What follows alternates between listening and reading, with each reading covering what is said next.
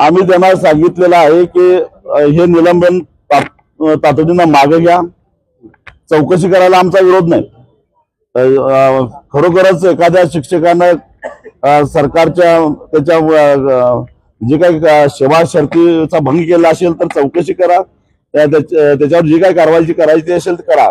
परंतु कुणीतरी सांगतंय, कोणाचा तरी फोन येतो म्हणून जर का तडकाफडकी अशा पद्धतीनं कारवाई करणार असाल तर महापालिकेमध्ये सगळंच काही नियमानं चाललंय असं समजायचं काही कारण नाही।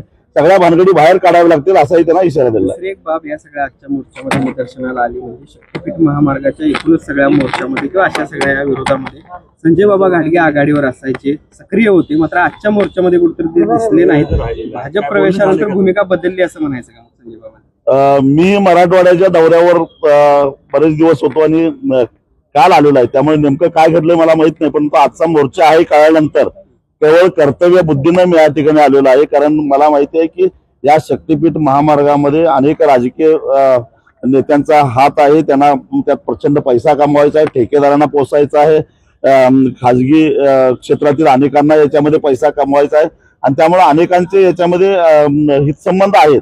अशा परिस्थितीमध्ये एकाही माणसाला उघडं पडून द्यायचं नाही, त्याच्या मागे राहायचं या हेतूने मी इथं आलोय। मुळात मुद्दा असा आहे की आज गिरीश पोंडे यांचं निलंबन रद्द करावं यासाठी हा सगळा मोर्चा निघाला। कुठतरी या सगळ्या माध्यमातून ही चळवळ थांबवण्याचा प्रयत्न दिसतोय। शक्तीपीठ महामार्गातून किमान 50,000 कोटी रुपयाचा घोटाळा होणार आहे आणि हा ढपला पाडायला जे कोणी आडवे येतील त्यांना त्रास द्यायचं, दमन नीती वापरायचा हाच एकूण सरकारचा हेतू दिसतो।